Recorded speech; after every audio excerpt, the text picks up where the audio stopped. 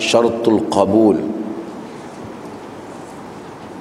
Yang baik lagi halal syarat kepada kemakbulan doa. Tuan-tuan yang depan ni dengar jelas tak mikrofon ni? Tak. Pasal cikgu bakang duk tengok tu saya tanya.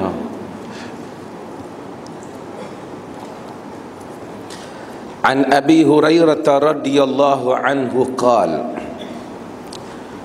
qala Rasulullah sallallahu alaihi wasallam inna Allaha tayyibun la yaqbalu illa tayyiba wa inna Allaha amara al-mu'minina bima amara bihi al-mursalin faqala ta'ala ya ayyuhar rusul kulu minat tayyibati wa'malu salihat al-mu'minun wa qala ta'ala ya ayyuhalladzina amanu kulu min tayyibati ma razaqnakum al-baqarah thumma dhakara ar-rajul yutilu as-safar ash'atha aghbara yamuddu yadayhi ila as-sama' ya rab wa mat'amuhu haram wa mashrubuhu haram wa malbasuhu haram wa ghudhiya bil haram fa anna yustajabu lah. Rawahu Muslim. Daripada Abi Hurairah radhiyallahu anhu qala Rasulullah sallallahu alaihi wasallam, kata dia, berkata ataupun bersabda Nabi sallallahu alaihi wasallam. Hadis ni boleh jadi Abu Hurairah dengar sendiri daripada Nabi, tapi boleh jadi juga dia tak dengar daripada Nabi, dia dengar daripada orang lain. Sebab dia kata Nabi kata, dia tak kata dia dengar Nabi kata ke apa. Boleh banyak kemungkinan. Orang selain daripada sahabat, saya selalu ulang, selain daripada sahabat dia tak boleh buat yang ni. Hanya sahabat saja yang boleh ambil daripada sahabat lain, tapi tak habaq sahabat mana yang dia ambil, terus dia habaq, dia ambil daripada Nabi. Sahabat saja boleh buat yang ni. Dia panggil dalam ilmu hadis marasilus sahabah. Marasilus sahabah yakni mursal sahabi. Sahabat riwayat hadis secara mursal. Secara mursal ni dia sebenarnya dia tu sendiri tak dengar ada rawi lain, sahabat lain yang dia ambil, tapi dia tak habaq nama sahabat lain tu, dia terus sebut qala Rasulullah, bersabda Rasulullah. Sebab apa kita terima? Sebab kita dah bagi tahu hari itu, sebab was-sahabatu kulluhum udulun 'inda ahli sunnati wal jamaah. Sahabat itu kesemuanya adil di sisi ahli sunnah wal jamaah. Artinya kalau dia ambil daripada sahabat lain kita tak tahu nama pun, sementara selagi mana dia itu sahabat, maka tak ada masalah lah, kita percaya. Tapi tabi'in dia tak boleh buat. Anak murid sahabat tak boleh buat. Anak murid sahabat tak boleh skip sahabat terus kata qala Rasulullah. Pertama, kerana dia tak jumpa Nabi, mustahil berlaku. Yang kedua, kita bimbang orang yang dia skip tu juga, dia skip tu yakni yang dia panggil tadlis dalam ni. Orang yang dia tak sebut nama tu, orang ni mungkin bukan sahabat, mungkin sama-sama tabi'in dengan dia. Kerana tabi'in bukan semuanya adil. Ada tabi'in yang riwayat dia tak diterima. Sebab itu maka sahabat saja boleh buat ini. Ini di segi ilmu hadis. Qala Rasulullah sallallahu alaihi wasallam, sabda Rasulullah, innallaha tayyib, sesungguhnya Allah itu tayyib, la yaqbalu illa tayyiba, dan Allah tak terima melainkan tayyibah. Tayyib nak terjemah dalam bahasa Melayu ni baiklah. Tak tahu bahasa Indon dan terjemahan buku tu Indonesia ke apa? Dia terjemah apa? Baik. Hak Melayu pun dia terjemah apa? Baik. Tayyib, nanti saya akan syarah mana tayyib ini. Allah ini tayyib, la yaqbalu illa tayyiba, dia tidak menerima melainkan tayyiba, melainkan yang baik. Wa inna Allaha amara al-mu'minin bima amara bihil mursalin. Nabi kata Allah perintah kepada orang mukminin sama macam Allah perintah kepada para rasul. Apa perintah yang sama tu? Allah kata ya ayyuhar rusul kulu minat tayyibati wa'malus salihah. Allah kata kepada para rasul, wahai rasul, makan dari yang tayyib-tayyib, yang baik-baik, dan beramallah yang saleh, yang baik, yang saleh. Dan Allah, yaitu firman Allah dalam surah Al-Mu'minun, dalam surah Al-Baqarah Allah kata ya ayyuhalladzina amanu kulu min tayyibati ma razaqnakum. Wahai orang-orang yang beriman, makanlah dari yang baik-baik yang kami rezekikan kepada kamu. Maksudnya hampir sama dengan apa yang Allah bagi tahu pada para rasul. Apa yang Allah titah kat rasul, Allah titah yang sama kepada orang-orang yang beriman. Summa dzakar, kemudian Nabi sebut ar-rajul, seorang lelaki, yutilu safara, yang panjang pemusafirannya, yutilu safara, ash'atha aghbara, kusut masai, berabuk, yamuddu yadaihi ila sama, tangan dia angkat ke langit, ya Rab, ya Rab, wahai Tuhan, wahai Tuhan. Dia panggil Allah Ta'ala. Wa mat'amuhu haram, wa mat'amuhu haram, sedangkan makan dia haram. Nabi kata wa tu dia tahu, wow, hal dalam keadaan makan dia haram. Wa mashrubuhu haram, minum dia haram. Wa malbasuhu haram, pakaian dia haram. Wa ghudhiya bil haram, dia makan, dia bertenggelam di dalam yang haram. Ghadak dia ghadak yang haram. Fa anna yustajabulah, bagaimana mungkin untuk diterima doa dia, kata Nabi sallallahu alaihi wasallam. Ini maksud ni. Dalam hadis ni ada beberapa benda. Yang pertama, Nabi sallallahu alaihi wasallam sebut innallaha tayyib. Sesungguhnya Allah tayyib. Ya, menunjukkan salah satu daripada nama Allah ialah tayyib. Jadi kita boleh doa ya tayyib, wahai yang tayyib. Tayyib maksudnya Allah ni baik, Allah ni bersih daripada segala yang kurang, yang cacat. Allah Ta'ala ni terpelihara daripada benda yang jelek. Sebab tu syariat dia syariat yang bersih. Hatta Allah Azza wa Jal bila disebut perkataan-perkataan dalam Al-Quran pun, dia pilih perkataan-perkataan yang elok. Dia tidak, dia bukan perkataan yang lucah. Ia bukan satu maki hamun. Dalam Quran perkataan yang keras, tegas, jelas, tapi pilihan-pilihan perkataan yang tayyib. Bila dia turunkan syariat kepada manusia, dia turunkan syariat yang tayyib, syariat yang baik. Dia tak suka syariat, dia tak buat yang tak baik. Allah kata wat-tayyibatu lit-tayyibin wat-tayyibuna lit-tayyibat. Wanita-wanita yang baik untuk lelaki-lelaki yang baik. Dia suruh orang lelaki pilih wanita baik-baik nak jadi isteri. Wat-tayyibuna lit-tayyibat, dan lelaki-lelaki yang baik untuk perempuan-perempuan yang baik. Dia suka yang baik. Maka kerana apa? Kerana dia tayyib, kerana dia baik. La yaqbalu illa tayyiba, dia tak terima melainkan yang baik. Ini sifat Allah Azza wa Jal. Salah satu benda yang kita kena tahu tentang Allah ni, dia tayyib, dan dia sukakan yang tayyib.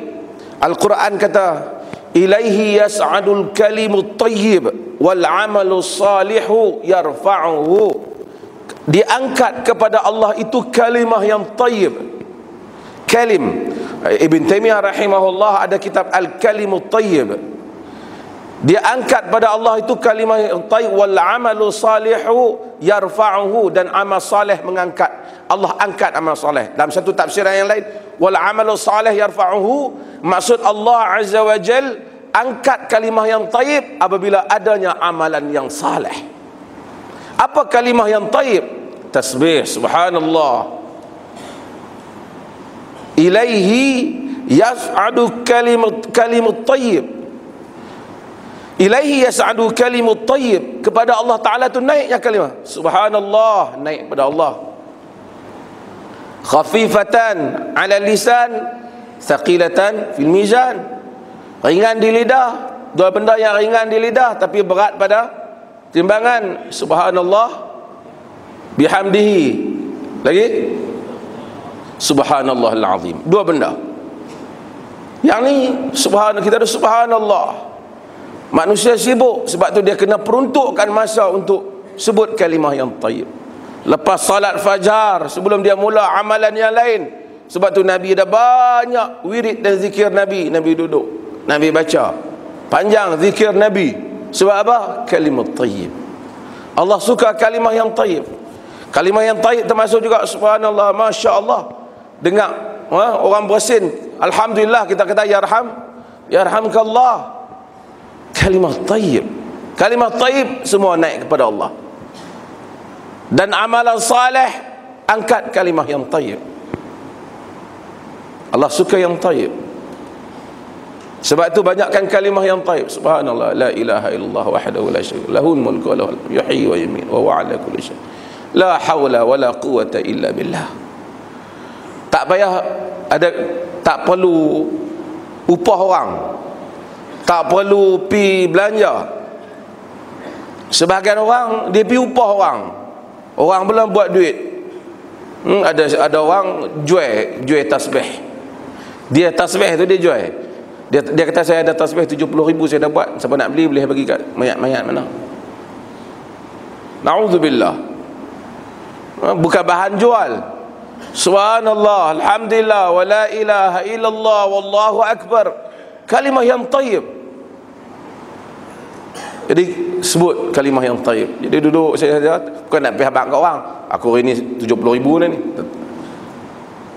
Ada orang tulis status Facebook, guru kami memberitahu hari ini saja beliau telah berzikir 70,000 kali.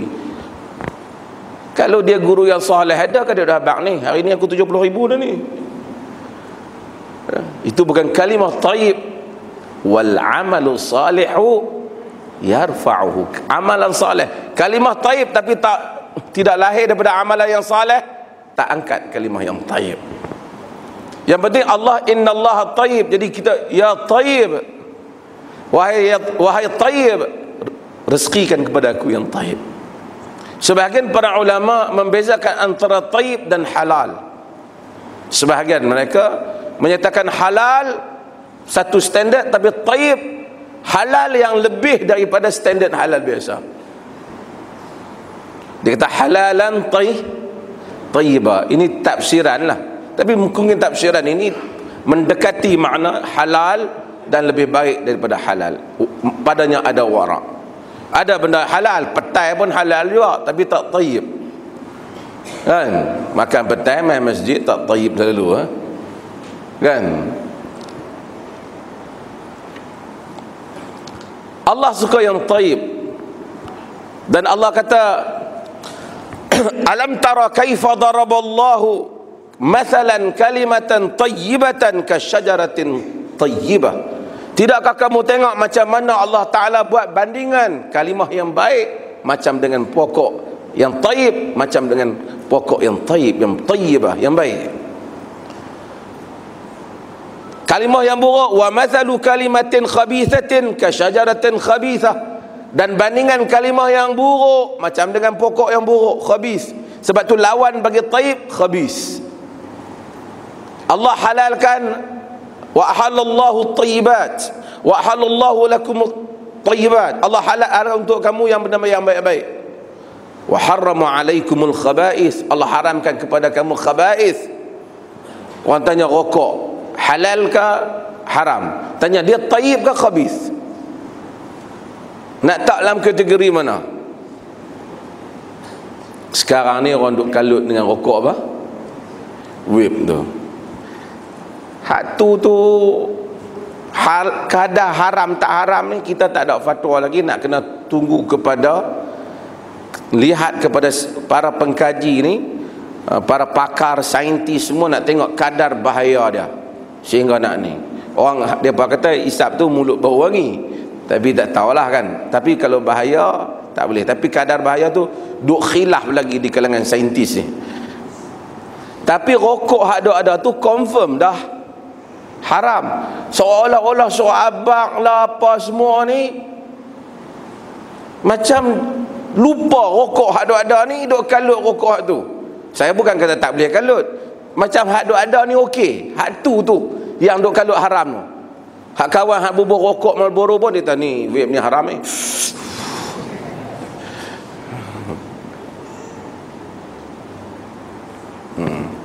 Tapi kalau duk kalut vape tu haram, hak lebih haram kita tak kata haram, tak jadilah. Rasuah pun haram juga, hak tu lebih haram lagi. Allah kata wala yastawil khabithu wat tayyib, la yastawil khabithu wat tayyib walau a'jabaka kathratul khabith. La yastawil khabithu wat tayyib walau a'jabaka kathratul khabith.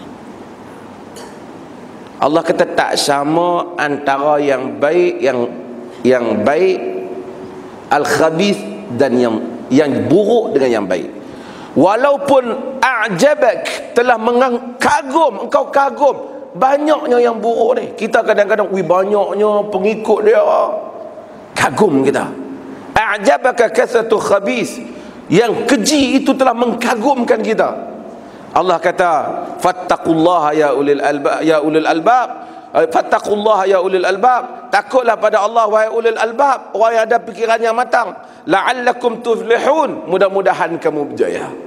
Sebab apa? Manusia ni kadang-kadang dia tak nilai baik dengan buruk, dia tengok ramai ke sikit, banyak ke sikit. Bila banyak dia rasa banyak ni, nak kata tak bagus pun rugi pula. Umpamanya banyak ni orang duk kata ni, sokong ni, nak kata tak bagus pun takkan kot. Allah kata la yastawil khabith wat tayyib, tak sama antara khabith dan tayyib. Walaupun kamu kagum dengan yang khabith. Maka amalan salih, Nabi SAW sebut, Allah Ta'ala perintah pada Nabi supaya makan daripada yang baik-baik. Dan Allah perintah pada orang mukmin, kulu min tayyibati ma razaqnakum, makan yang baik-baik daripada apa yang kami rezeki pada kamu. Allah rezeki pada kita, kita makan yang baik-baik. Tapi nak dapat rezeki Allah Ta'ala buat peraturan dalam dunia ni. Antaranya Allah Ta'ala suruh manusia ni bekerja, kan? Allah suruh kita bekerja, dan Allah rezeki melalui manusia bekerja. Dia tak akan jadi baik walaupun benda tu baik kalau hanya kita antara satu orang pi tanggung kayu dalam hutan dapat RM10, tayyib, halal. Seorang lagi duduk tepi jalan minta kat orang, mungkin orang bagi kat dia, terima halal, tapi tidak tayyib. Sebab apa? Allah suruh yang tayyib. Hang tubuh ada, sihat ada, buat sesuatu untuk layak hang dapat harta tu. Dan ni pun kita nak kena sebut juga, kadang-kadang manusia ni dia rasa dia malas. Saya sebut dah, dia malas. Bila ada tabiat malas, baca malas, fikir malas, kerja malas. Bila dia malas, ramai orang harap orang lain kat orang lain. Sebab tu zakat ni bagus, kita kena bagi pada orang miskin, betul. Tapi lagi lama lagi ramai orang miskin, kacau kak. Dia memiskinkan diri dia supaya dia boleh dapat zakat. Saya nak mencadangkan untuk di atas siasah syariah. Ni saya dah cadang kan ni. tengok macam mana nak boleh laksana ke tak. Kalau badan sihat boleh kerja, kita bagi zakat ke dia, tapi dia nak bersyarat sikit, kita nak suruh dia kerja juga. Hak gaji dia pun dapat, zakat pun dapat.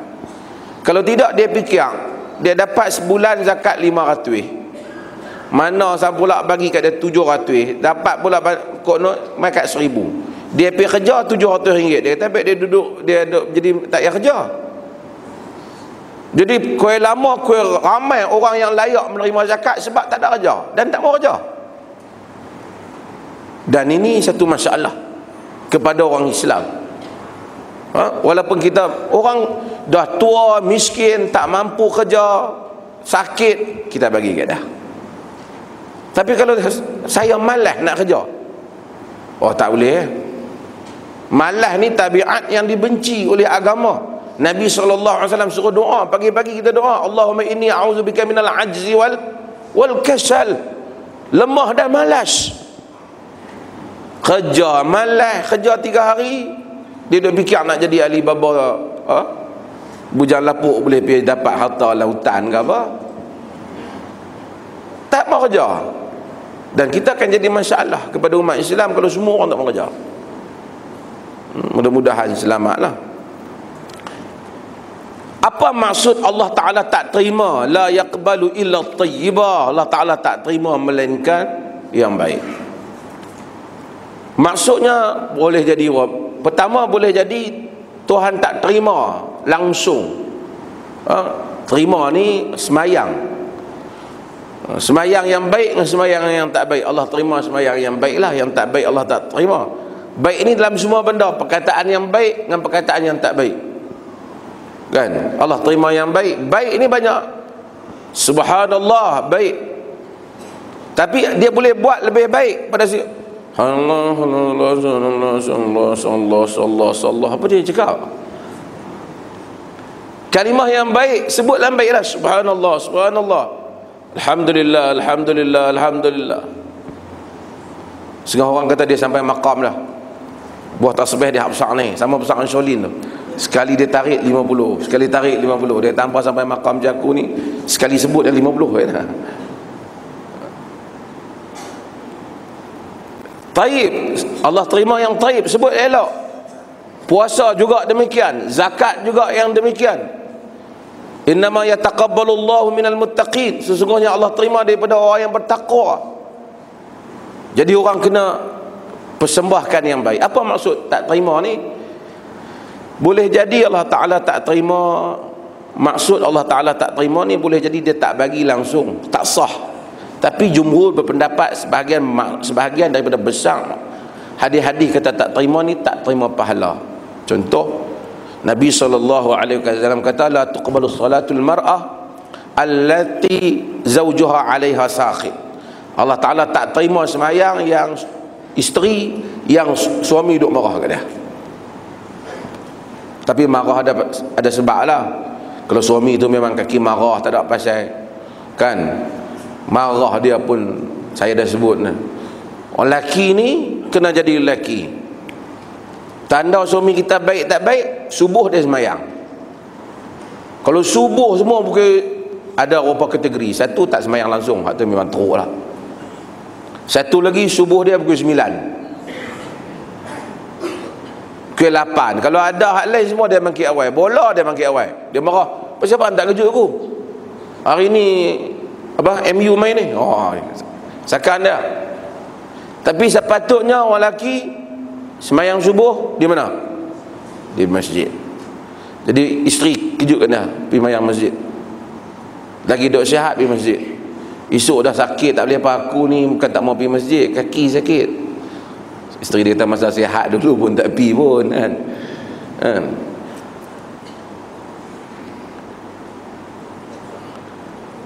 Tapi kalau suami dia saleh, marah ke isteri dia atas benda yang benar, atas perangai yang salah, isteri dia semayang, so, Allah Ta'ala tak terima. Tak terima ni tak bagi pahala. Dalam hadis Nabi kata wa imamu qaumin wa hum lahu karihun. Imam satu kaum yang mana kaum tu tak suka kat dia, pahala dia juga tak ada. Mayang tu sah lah.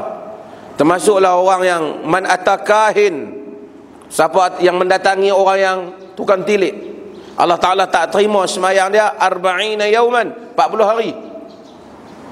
Bahaya ni yang duk datang tukang tilik ni. Pergi tanya ni, saya ni nak ada orang masuk Minang, nak suruh tengok sikit sesuai ke tak. Kita pergi tanya dia, 40 hari semayang tak terima. Pasal dia tukang tilik. Dia tu pun ambil campur nama. Nama apa? 5 huruf. Dia tu nombor berapa nama? 3 huruf. Tak boleh kata. Ali campur Ahmad tak jadi. Apa kan? Ataupun apa? Ali campur apa kan? Rahmah ke apa tak mau kan? Dia tukang tilik. Termasuk tukang tilik tu kita pergi percaya tu, bintang-bintang tu. Kan, Capricorn, apa lagi, macam-macam yang orang percaya ni, kita percaya, oh patut hari ni, bulan ni nasib aku tak baik. Tengok dia kata apa, 40 hari semayang tak diterima. Tapi kalau dia i'tiqad dia tu mengetahui yang gaib, macam mana Allah Ta'ala mengetahui, tu dengan dia semua keluar kena mengucap lain. Percaya karut marut seperti itu, solat tak diterima.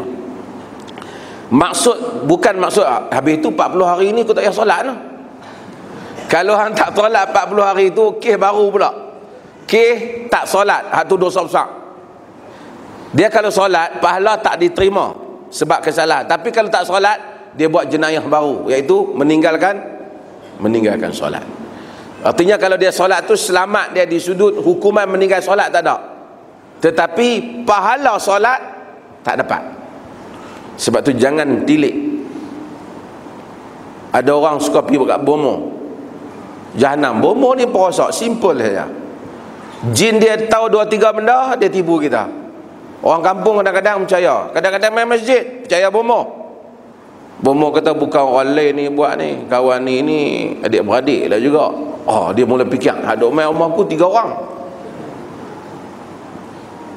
Dia ni anak ada 2 orang. Abangku 3, adik aku 2 orang. Pak menakan pun 2 orang juga. Kawan hak duk main ni bini dia ni gempai-gempai sikit. Seorang bini gurih. Dia kena dah dia tak. Jin, syaitan menghidupkan al-adawatu wal baghdha, permusuhan di kalangan manusia. Kita pun kata, kalau tak betul macam mana bomo boleh abang? Syaitan, bomo tu pun syaitan. Percayalah kita sampai tak bercakap adik-beradik. Itu kerja syaitan. Tu kerja syaitan. Dia bagi benda. Macam mana dia tahu? Sebab dia ada syaitan. Qarin. Syaitan dia tu ambil maklumat daripada syaitan kita. Siapa ada main rumah dia, abang main maklumat sikit, aku nak abang kat tuan aku berdengung ni. Dia pun abang. Kita pun percaya syaitan. Dan ramai orang rosak amalan dia, bukan amalan semayang dan rosak. Sekali pergi tilik 40 hari, kalau pergi tengok sampai 5 kali tilik, berapa? 200 hari. Dengan adik-beradik pun berkelahi, semua kerana syaitan dan bomo. Sebab tu tak pelik lah sebahagian mazhab dia suruh bomo ni, ahli sihir ni hukum mati. Berkelahi habis orang. Allah tak terima melainkan thayyibat. Timbul masalah. Bagaimana sekiranya, saya nak sebut, kalau sekiranya kita ni dapat benda hak tak elok. Contoh, baru main mengaji lah, itu pergi simpan duit di Maybank ke apa, hak akaun hak tak apa Islamik tu lah, maka kita pun ada interest kat kita, ada bunga lah.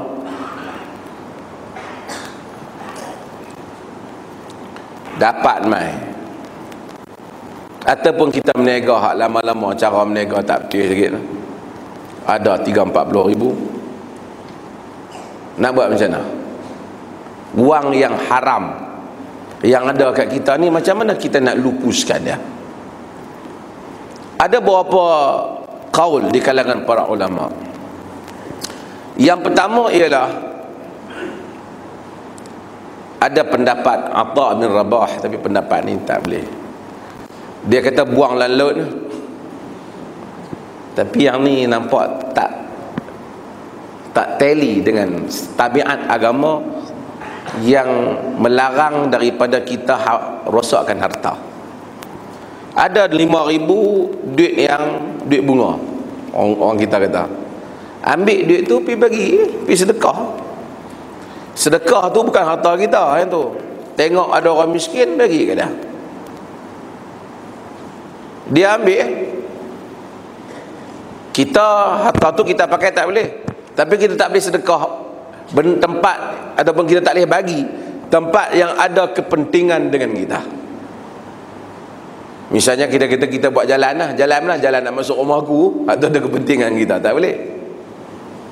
Tapi kita boleh bagi tempat yang tak ada kepentingan dengan kita.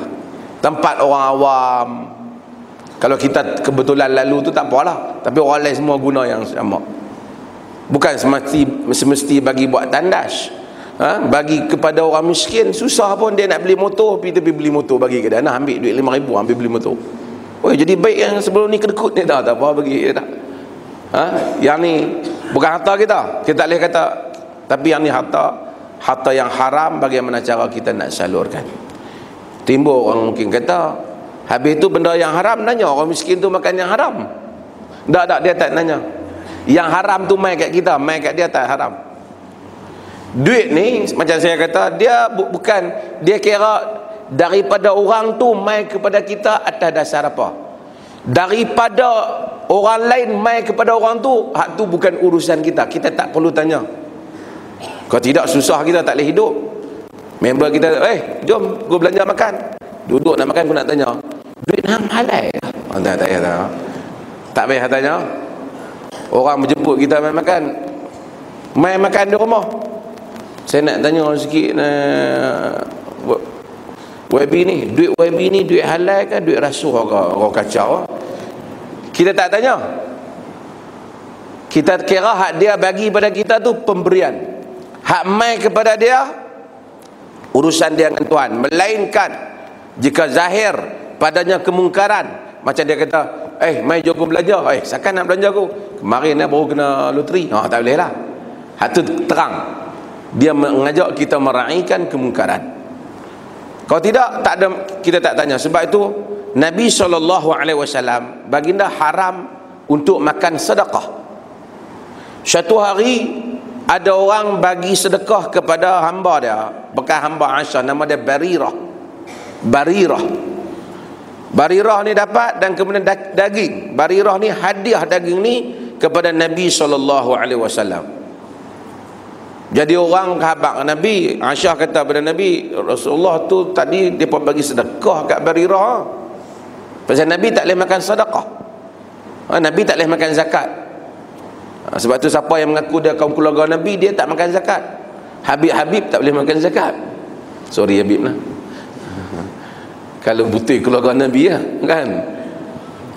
Kalau tibai juga kira bukan keluarga Nabi lah, kan.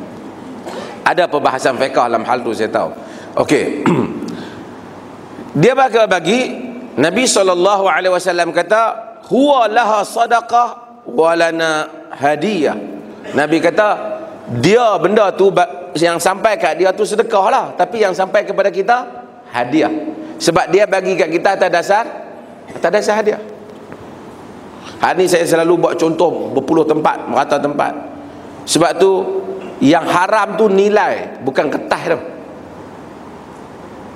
Kita tiba-tiba pergi tikam ekor, na'udzubillah, ada satu orang tikam ekor, dapat RM50,000. Balik-balik isteri kata, abang duit apa ni?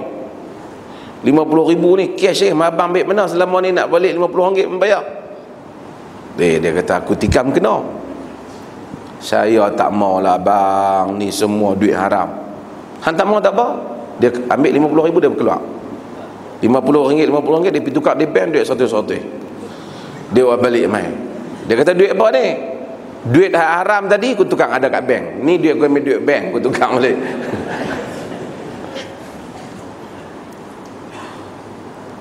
Haram ke halal?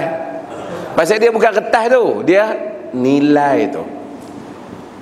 Itu nak bagi faham. Kena orang, aku tak mau pegang duit tu, duit haram. Bukan di kertas tu, dinilai tu. Sebab tu kalau satu orang bagi pada satu orang melalui, katakanlah satu orang dia dapat cara yang haram, dia dapat, kita tak tahu. Tapi kita tahu dia ni menega macam-macam, kedai dia macam-macam, kedai arak pun ada, kedai nasi pun ada, kedai macam-macam dia jual. Satu hari dia belanja kita makan, kita boleh tak? Boleh. Sebab hak dia belanja kita tu pemberian dia, bukan duit judi. Duit judi hak mai kepada dia.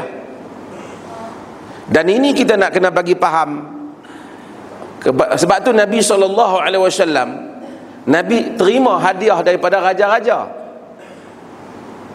Yahudi bagi, Nabi terima. Padahal Yahudi terlibat dengan riba dan seumpamanya, Nabi terima. Raja-raja juga demikian. Orang tanya Abdullah bin Mas'ud, inna li jaran ya'kulur riba wa innahu la yazalu yad'uni.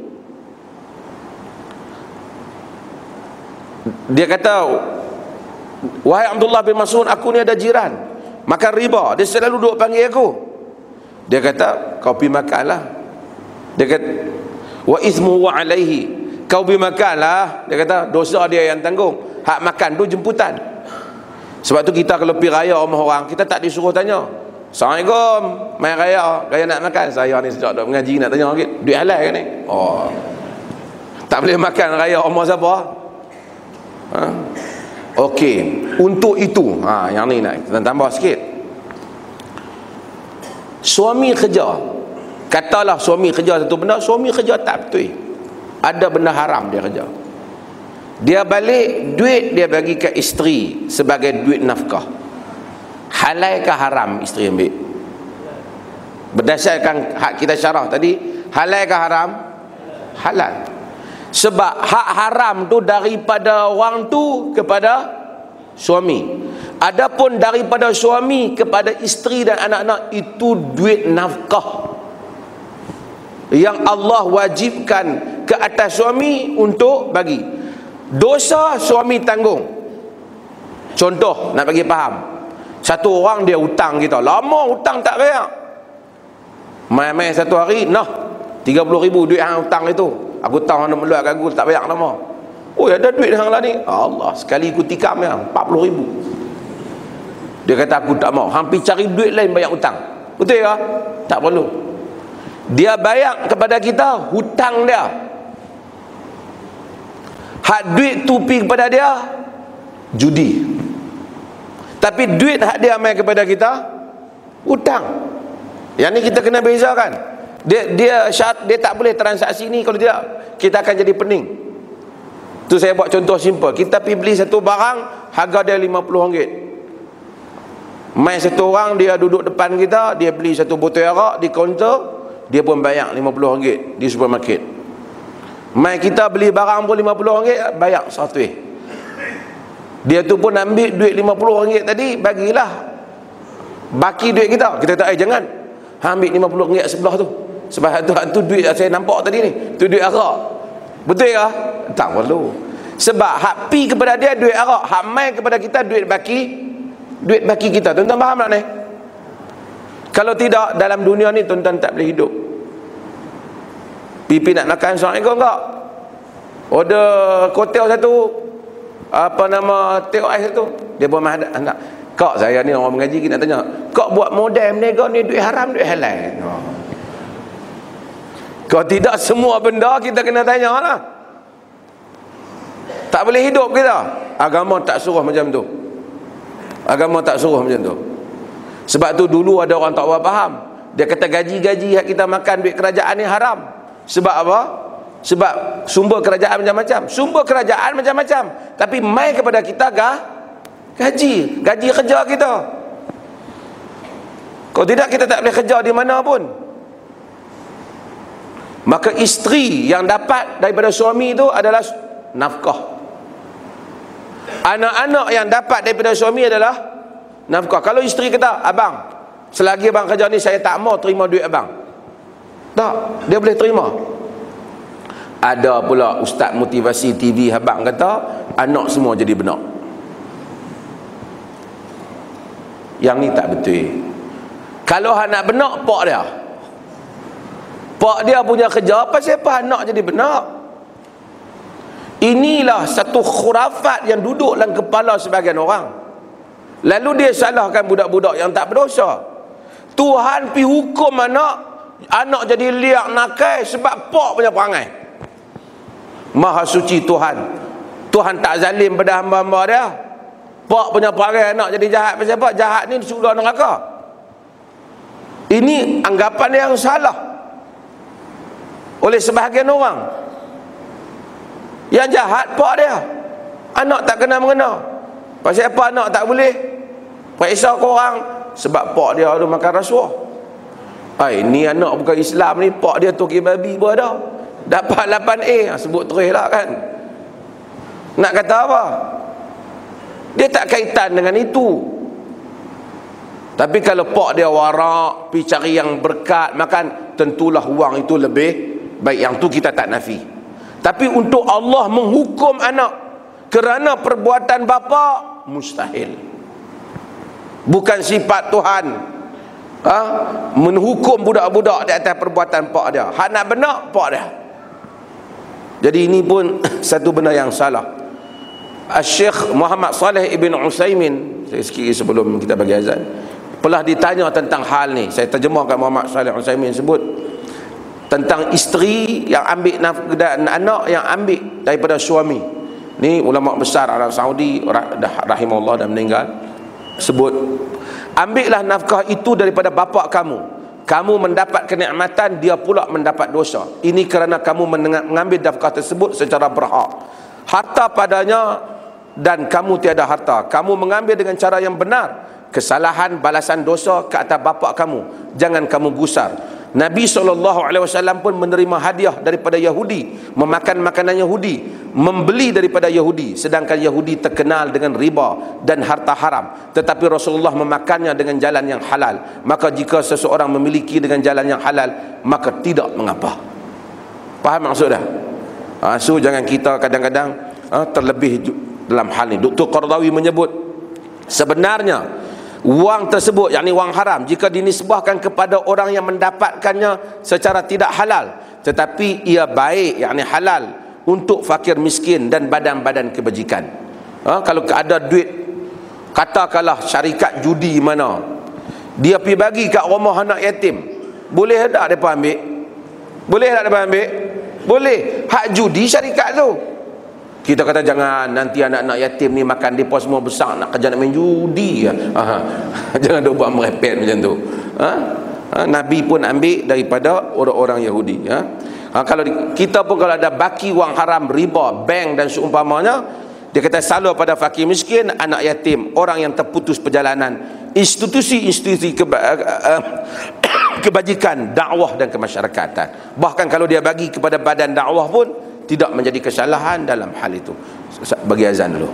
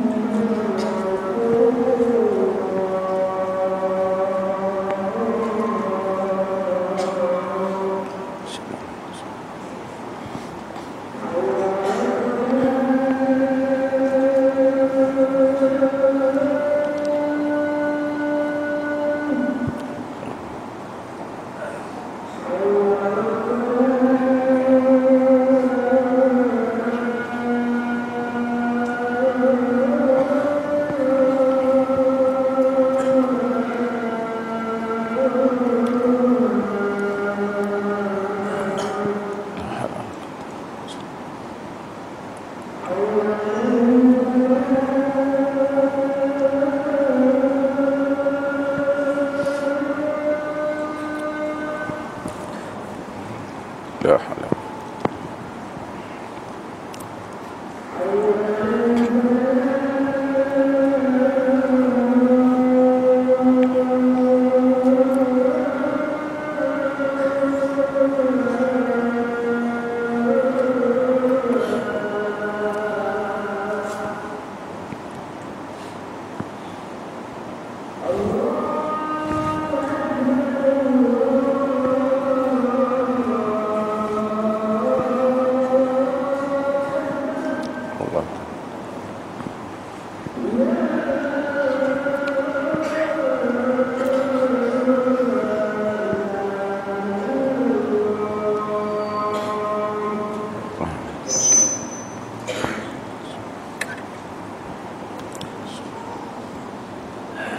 Saya pembetulan sikit. Tadi saya sebut Atha' bin Rabah, pandangan dia supaya buang harta tu bukan Atha'.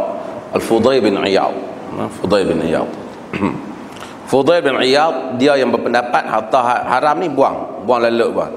Atha' bin Rabah dia berpendapat harta haram ni sedekah, tapi bukan pahala pada kita lah. Dia bukan harta kita. Okey, bahagian akhir pada hadis ni Nabi SAW cerita tentang satu orang yang mana dia ni musafir. Yutilus safar. Yutilus safar ni salah satu ciri orang yang Nabi kata ada satu orang yang mana panjang lama musafir. Salah satu ciri orang yang mustajab doa ni, patutnya orang musafir ni mustajab doa dia. Nabi SAW sebut 3 golongan yang mana dalam hadis Tirmizi yang Allah Ta'ala tak tolak doa mereka. Yang pertama, da'watul mazlum, doa orang yang kena zalim. Kita kadang-kadang gelak orang kena zalim kan. Dia kata, hang doa zalim aku doa kat Tuhan. Dia tak ambillah doa. Lepas tu kita jumpa dia besok dah kata, hang doa aku tengok aku duk sihat ni. Kita jangan main. Masa akan main dengan doa dah. Mungkin dia meninggal dulu ke apa tak penting, tapi doa tu tetap tersimpan di sisi Tuhan. Ada hari dia cukup, dia main kat kita. Masa dia main kita makan tak habis, orang tak. Sebahagian saya sebut, sebahagian orang yang kita zalim mungkin kita tak kenal dia. Jangan main. Tu saya lalu sebut, orang kadang-kadang naik kereta besar, kita jangan tengok orang naik motor, kita pergi langgang ayak musim-musim hujan ni, serimpah pada dia, bawa anak pergi sekolah. Dia pun tak kenal siapa dia duduk dalam kereta tu. Dia kata jahat dia ni, tak kesian kat kita. Tak apalah, Allah Ta'ala buat kat dia satu hari. Kita tak tahu, ataupun kita tak kenal dia, tapi kita nampak dia tu saja, kita tak hormat dia. Dia doa kat kita, hari dia akan sampai. Da'watul mazlum, doa orang yang kena zalim.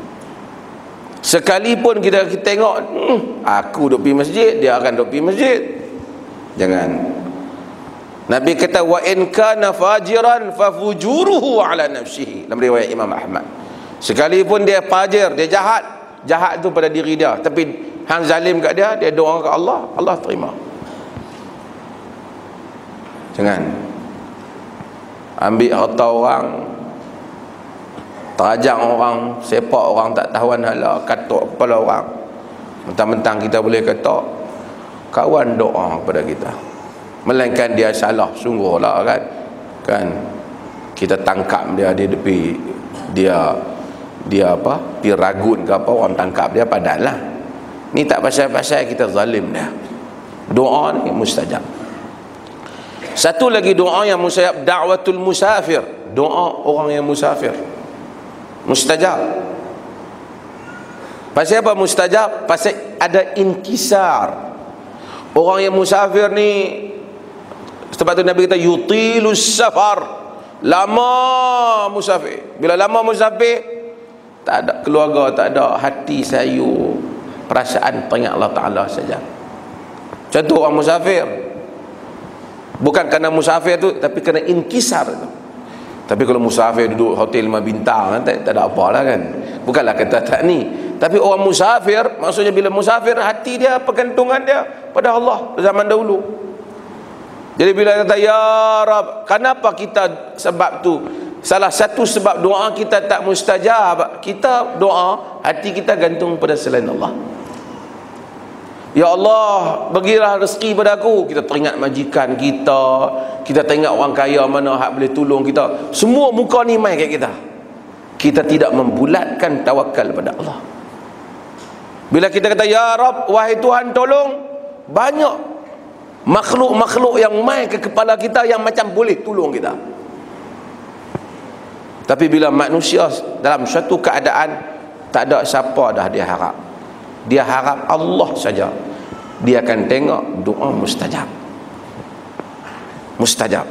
Sebab tu orang musafir doa dia mustajab. Pasal tak ada siapa dia, adik-beradik tak ada, kaum keluarga tak ada, saudara mara tak ada. Ya Rab, dia memang harap Allah saja. Tak ada siapa dia kenal keliling dia. Sebab manusia lagi mana dia duk kenal keliling dia, dia minta pada Allah, kadang-kala jiwa dia tu duk pi ingat kepada sumber-sumber selain yang boleh menolong Allah. Mungkin dia patut sebab mesabab. Dia kata ya Allah tolonglah aku, dia teringat kawan dia hak kaya mana boleh tolong dia, kabel-kabel dia.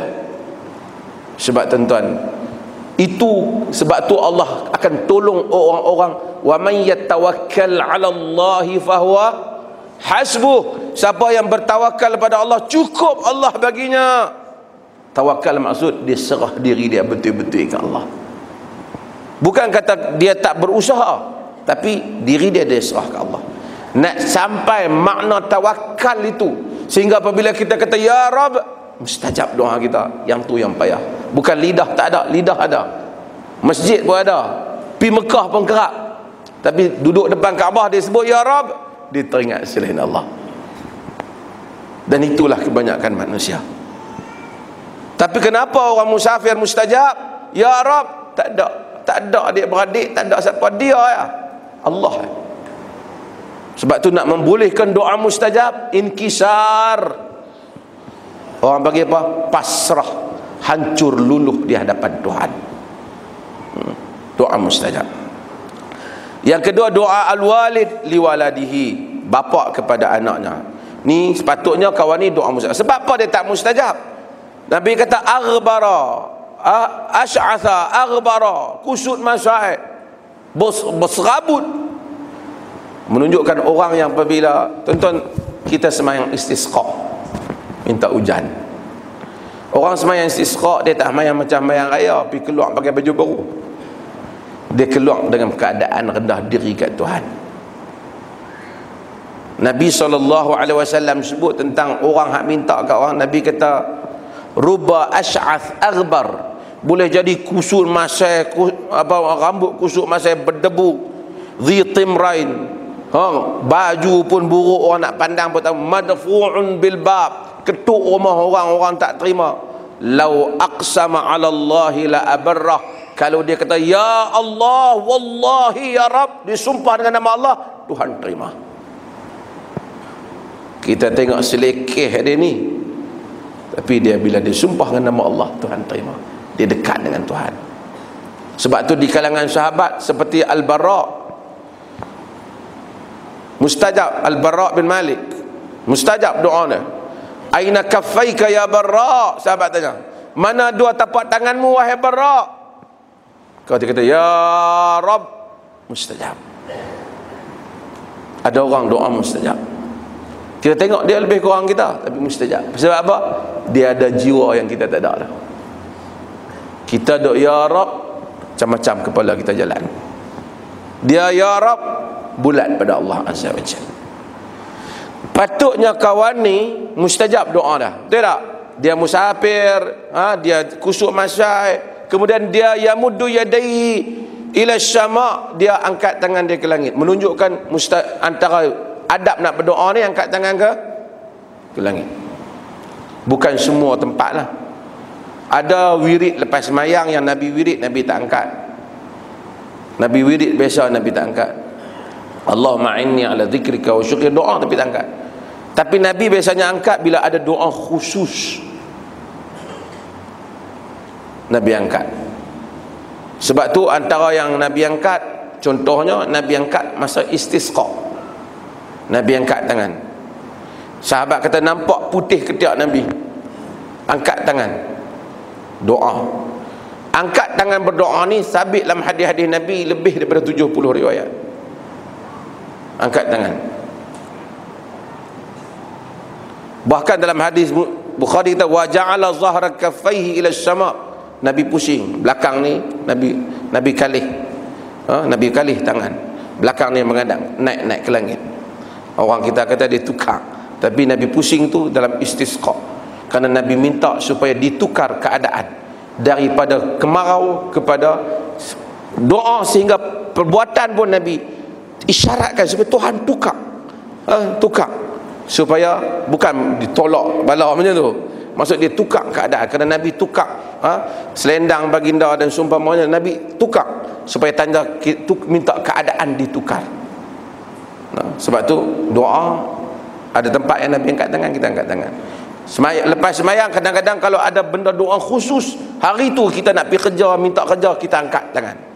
Tapi kalau kita wirid biasa, kita baca wirid yang Nabi baca tu, kita tak angkat lah. Kita ikut macam mana Nabi angkat. Orang kata bukan semua tempat kena angkat.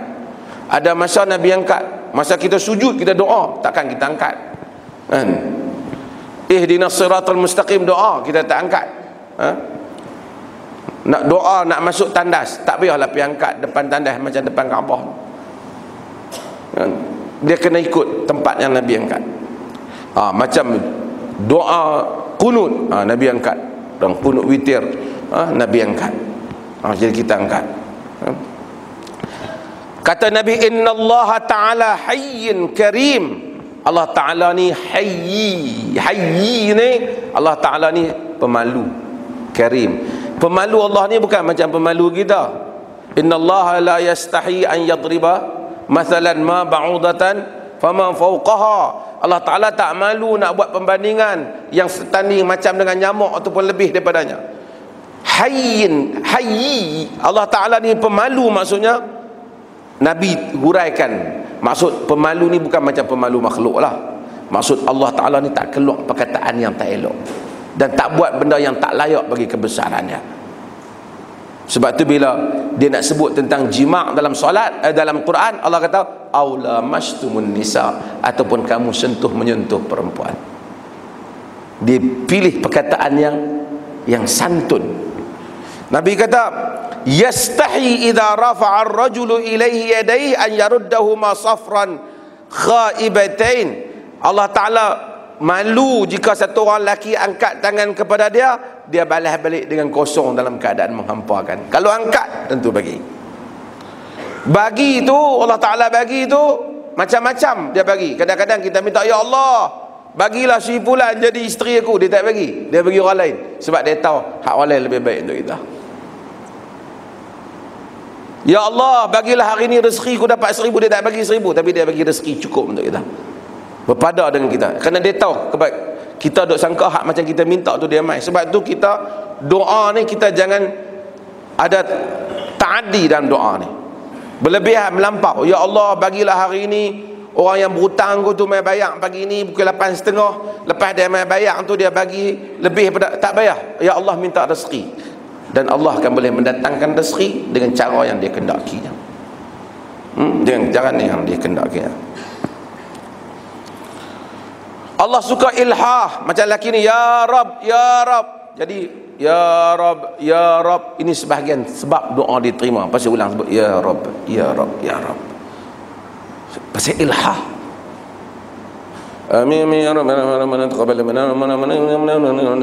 Amin. Kita tak tahu siapa cakap sebab tu. Semua ni doa nak tunggu nasi keluar. Ilhah maksudnya ya Rabb, ya Rabb, ya Rabbana. Sebab tu orang yang bangun tengah malam doa dia mustajab. Sadiq ilhah. Tapi lelaki ni semua benda ni cukup ke dia. Musafir ada, keadaan pun dah letih tengok kusuk masai, apa dah, tangan pun angkat ke langit, merintih kat Tuhan pun merintih. Pasal apa tak mustajab? Sebab dia tenggelam dalam yang haram, makan haram, minum haram, pakai haram. Dan Nabi kata macam mana lah Allah Ta'ala nak terima doa dia. So kita kena elakkan kita ambil benda yang haram hak orang. Dengan itu sebab menjadi sebab kepada doa kita tak mustajab. Hak orang haram, makan yang haram. Orang Melayu ni kadang-kadang teringat makan haram ni makan khinzir lah. Banyak lagi selain daripada khinzir yang boleh jadi haram, benda yang bukan hak kita. Salah satu mungkin benda yang haram, rokok. Sebut banyak kali, orang perempuan dia setuju dengan saya. Bubuh rokok, lepas tu pergi sembahyang minta doa, baru bubuh benda Tuhan marah kat mulut. Semua syarat cukup dah. Tengah malam pun sembahyang dah, uduk pun ambil dah, masjid pun main dah, tapi isap rokok. Tuhan larang, wala tulqu bi aidikum ila tahlukah, jangan campak diri kamu dalam kemenisaan. Wala taqtulu anfusakum innallaha kana bikum rahima, jangan bunuh diri kamu, Tuhan sayang kat kamu. Diri kita ni bukan kita punya. Allah Ta'ala bagi, kalau kita punya, kita boleh musnahkan ikut dan kita. Kau orang naik atas bangunan tinggi terjun ke bawah, dia kata bepi ya, aku bunuh diriku, bukan diri hang. Tak boleh. Diri kita ni hak Tuhan punya. Sebab tu kita kena jaga, tak boleh duk pergi ambil pisau terjeh mata ke apa, tak boleh. Dia kata mata aku buat kepi kasih selamat pun, kan? Tak boleh. Wallahu a'lam. Ada soalan? Sebelum tuan-tuan tanya, saya nak peringat lagi kot saya terlupa. Tonton hari Jumaat kuliah pagi Jumaat tu alhamdulillah dapat sambutan dan tuan-tuan mai lah.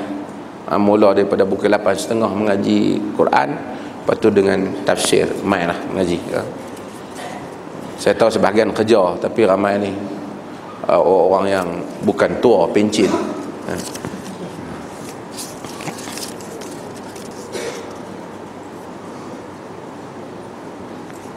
Mengapa lelaki digalakkan pakai wangian tapi perempuan tidak digalakkan? Perempuan pun digalakkan tapi dia pakai untuk suaminya. Tapi taklah disuruh perempuan keluar bagi bau busuk dah.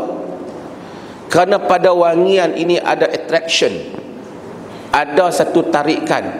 Bila dia bau wangi tu, dia kalau bau wangi hang pakai minyak wangi apa bagus kan? Tapi bila lelaki dia bau minyak wangi perempuan, dia semua benda mai kat otak dah. Kan? Habis semua bayangan robot cop tu mai kat dah. Jadi sebab itu maka agama dia tak mau. Tapi bukanlah dia suruh perempuan pakai busuk. Kalau perempuan memakai sesuatu yang nak mengelakkan daripada dia busuk badan dia, tak mengapa.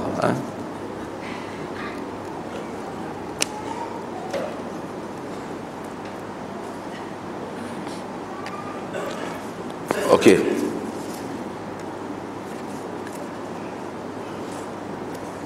Ramai anak jemaah semayang duduk atas kursi. Semayang duduk atas kursi ni saya nak sebut 2-3 benda lah. Kadang-kadang kita kena tengok, kalau kita duduk atas kursi, kalau boleh jangan kita bagi terputus saf kita tu. Kita tahulah kadang-kadang orang dah sakit, dah tua, jangan bagi terputus saf kita. So saf jemaah solat tu, kadang-kadang mereka main dengan kursi dia tu besar sangat. Saya kalau boleh masjid sediakan kursi hak kecil tu sikit. Kadang-kadang terputus. Jadi dia bila dia berdiri, dia pergi berdiri di depan, kan? Pasal kursi tu besar, jadi dia tak duduk sama saf. Tapi bila dia nak berdiri sebaris dengan orang, kursi dia lepas ke belakang, kawan belakang pula dah, so taklah sama saf dah.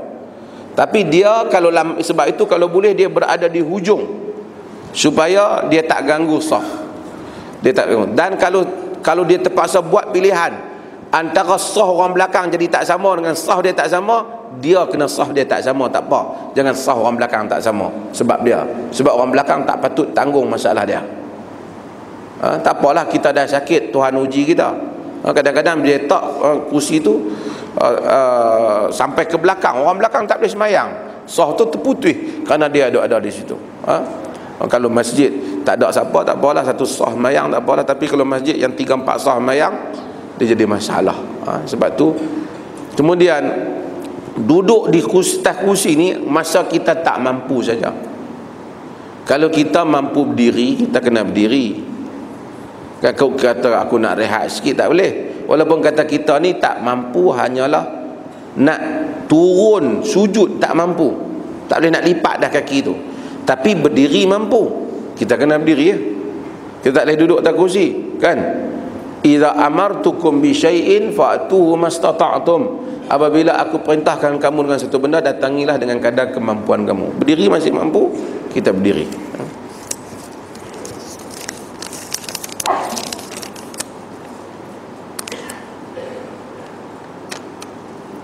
Saya tangan kiri saja di simen, kalau berwuduk adakah bahagian simen tersebut hanya sapu dengan air saja ataupun tak perlu? Ada, saya bersebut 3 pandangan di sini. Kisah-kisah kita pilih. Satu pandangan dalam mazhab Syafi'i, dia sebut bahawasanya orang yang bungkus ni, dia panggil jabirah, orang yang dibalut tangan ni dengan balutan yang nak halang tulang dia patah ke apa ni, dia ni kena buat beberapa benda. Pertama, dia kena wuduk, dan kedua, dia kena tayamum. Dia kena gabung. Dia tayamum tu sebab nak tutup bahagian wuduk yang mana dia tak kena tu. Dia berdasarkan hadis Abu Dawud, tapi hadis ni dhaif. Tapi dari segi semangat syariah taysir, memudahkan, nampak macam jauh lah. Orang sihat pun wuduk saja, ni orang sakit wuduk campur tayamum pula.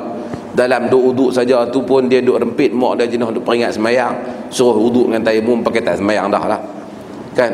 Tapi tak apalah, ini pandangan. Pandangan yang kedua ialah dia hanya tayamum kerana dia termasuk orang yang tak mampu. Tayamum muka kan. Kalau muka pun tak mampu, tak payah. Pandangan yang ketiga ialah Ibn Hazm Al-Andalusi kata, dia basuh tang mana yang ada je lah. Dan ini juga memudahkan. Maksudnya, katakanlah bungkus tangan kiri, bungkus kaki kanan, apa yang baki daripada anggota wuduk dah? Muka dan tangan kiri, tangan kanan dan kaki kiri. Lepas tu sapu kepala lah. Yang tu dia buat hak baki tu. Hak tak mampu tak payah, atas luar kemampuan. Walaupun ada sebahagian kata sapu ke atas, ini satu qaul lah. Tapi dia tak mampu. Yang penting dia solat lah waktu itu. Kalau dia nak angkat hadas besar, dia tayamum. Tayamum ni walaupun hadas besar, hadas kecil, sama saja. Masyawai di kalangan sahabat ada juga yang keliru. Dia kata kalau hadas besar takkan nak tayamum sapu muka, darbatan fil wajh, darbatan fi yadain. Satu muka dengan tangan dan satu muka di muka sapu muka dengan sapu tangan saja. Jadi dia kata, dia orang anggap kalau dah hadas besar, golek tak pasyak lah. Dan itu pandangan yang mana peringkat awal Umar bin Khattab juga bagi rasa macam tu. Sehingga Ammar bin Yasir menjelaskan, tak, dia kata Nabi bukan buat macam tu. Nabi bukan buat macam tu. Jadi walaupun kita tertayamum, kita pun hadas besar, kata kita cedera. Sebab tu ada dalam hadis bagaimana satu orang dalam riwayat Abu Dawud, satu orang yang cedera di kepala dia. Dia pergi tanya sahabat lain, dia kata aku ni cedera di kepala dia, aku hadas besar, nak mandi tak boleh. Member-member ni semangat Islam kuat sangat. Dia kata, jangan main, jangan mandi. Dia mandi mati.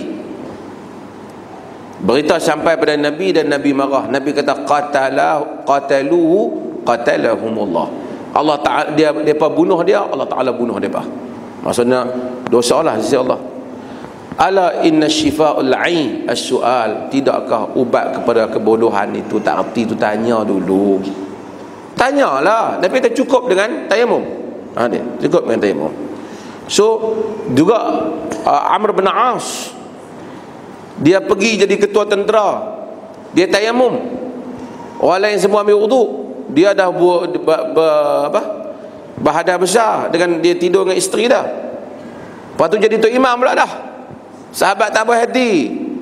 Rasulullah tak pasal apa, kata tayamum orang yang berwuduk. Dia kata neri sejuk Rasulullah, tak mampu saya nak ambil wuduk, saya teringat Allah Ta'ala kata wala taqtulu anfusakum innallaha kana bikum rahim. Jangan kamu bunuh diri kamu, Tuhan sayang kat kamu. Nabi tanya dia, apa orang duk mengadu, dia jadi ketua baru lantik, baru masuk Islam, jadi ketua, buat benda pelik. Tapi Nabi tak kata betul ke dah, Nabi gelak ke dah. Maksudnya Nabi ikrar terhadap apa yang dia buat.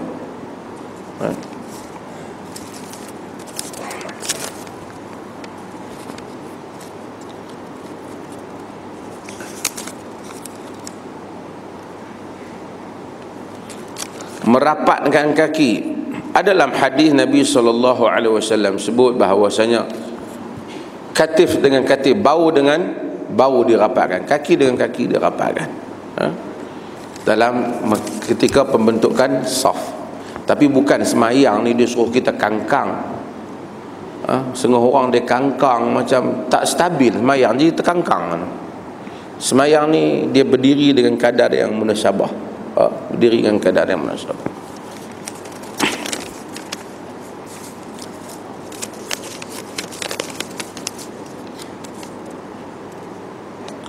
Ni soalan ni lamanya ni.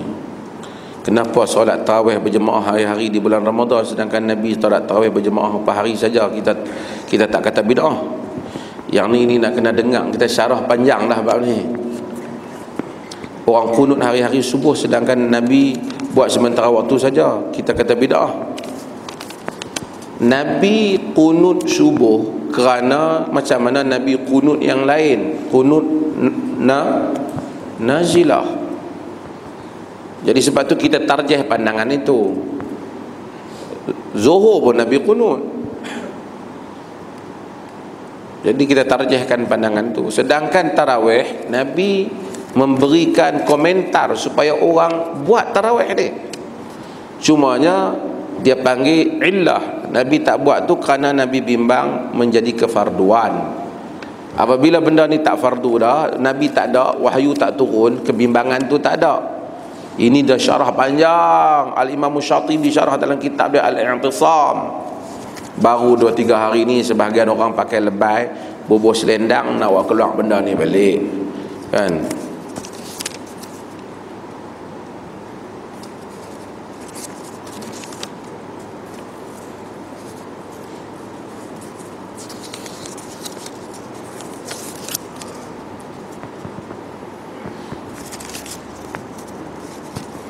Adakah larangan tidur selepas subuh?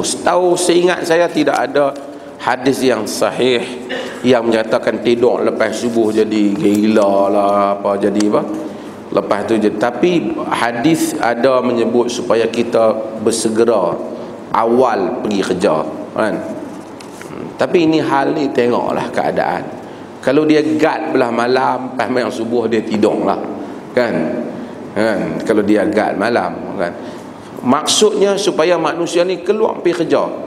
Jangan tak pergi kerja, duduk melentir saja, tak tahu. Ada orang tak tahu nak buat apa, sedangkan orang lain tak ada masa nak buat ni.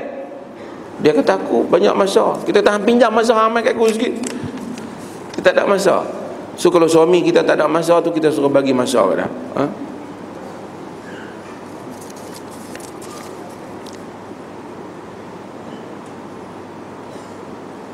Adakah boleh orang yang haid baca Quran dengan memakai sarung tangan? Adakah boleh wanita haid pegang tafsir? Saya ingat saya jawab dah ni, kan? Adakah wanita haid boleh masuk dalam masjid? Benda ni khilaf. Kena buat lo khilaf.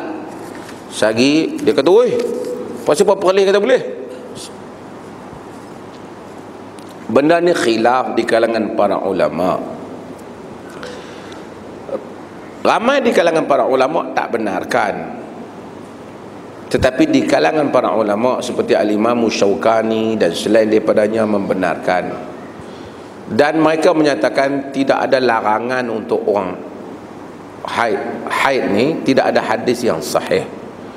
Hadis yang menyatakan orang haid ni tak boleh baca Quran, hadis itu ada, tapi dia tak kuat dari segi penghujahan. Rawi yang riwayat hadis ni iaitu Ismail bin Ayyash. Dia ni kalau riwayat daripada orang-orang Hijaz dan orang-orang Syam, dibezakan periwayatan dia. Oleh kerana status periwayatan dia ni tidak kuat dalam masalah ni, maka hadis ni tak menjadi hujah untuk melarang orang haid yang wanita asalnya boleh baca Quran. Kerana nak larang wanita ni ialah nak larang wanita daripada buat amalan agama ni kerana nas. Asalnya dia boleh baca Quran, boleh semayang. Pasal semayang tak boleh, ada nas. Haid, nas dia tak kuat. Jadi khilaf. Sebahagian kata boleh, sebahagian kata tak boleh. Siapa yang tak mau baca, tak payah baca. Tapi kalau ada orang baca, kita naklah tahu kata ada qaul, boleh. Termasuk Syekh Abdul Aziz Abdullah bin Bas, Mufti Saudi pun dia fatwa kata boleh. Dia fatwa kata boleh. Okey, satu. Kemudian orang haid ni, kalau boleh pegang Quran, tentulah boleh pegang tafsir. Orang haid ni boleh masuk masjid ke tak? Juga khilaf. Al-Imam Syaukani umpamanya, dia bahas panjang mahal ni. Dia kata inna haidaki laisa biyadik. Nabi kata nawilini khamrah. Nabi suruh Aisyah pergi ambil tempat letak sujud Nabi itulah masjid. Nabi kata, Aisyah kata haid. Nabi kata haid bukan duduk di tangan. Jadi Asy-Syaukani dan seumpamanya menyatakan kalau tak mencemarkan masjid boleh, tidak menjadi masalah. Antara yang hujah kata boleh dalam hal ni ialah Al-Imam Ibn Hazmin Al-Andalusi, yang mana Al-Imam Ibn Hazmin Al-Andalusi dia menyatakan bahawasanya kenapa wanita haid tak termasuk di dalam larangan untuk masuk masjid, kerana dia kata Nabi larang wanita haid untuk tawaf. Sedangkan nak tawaf tu hendaklah masuk ke dalam masjid. Tapi Nabi tak sebut larangan masuk masjid tu, larangan tawaf dia sebut.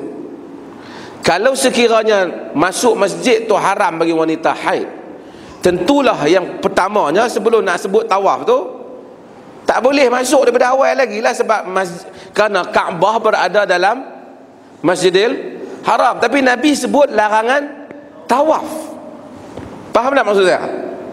Jadi Ibn Hazmin kata, pandangan Ibn Hazmin, dia kata kalau sekiranya masuk masjid tu sendiri tak boleh, tak payah sebut tawaf dah, masuk masjid pun tak boleh dah. Pasal nak tawaf kena masuk masjid. Tapi Nabi sebut larangan wanita haid daripada tawaf. Ini yang Ibn Hazmin buat. Sebab itu maka sebahagian para ulama termasuk Al-Imam Syaukani rahimahullah menyatakan bahawasanya boleh wanita yang haid masuk ke dalam masjid jika sekiranya dapat menjaga daripada pencemaran masjid. Khilaf lah. Sebahagian para ulama tak benarkan. Siapa tak mau masuk, jangan masuk. Siapa mungkin dia ni penting sangat hari tu dia nak kena mengaji bab tu, dia mai duduk dalam masjid. Khilaf di ulama. Pasal zaman dulu pula tak ada tolak wanita dan seumpamanya. Zaman sekarang dia ada kelebihan-kelebihan tu. Siapa yang tak, kalau kita tengok ada orang aku kata tak boleh masuk, depa tak apa, kita beritahu memang ada ulama kata tak boleh masuk.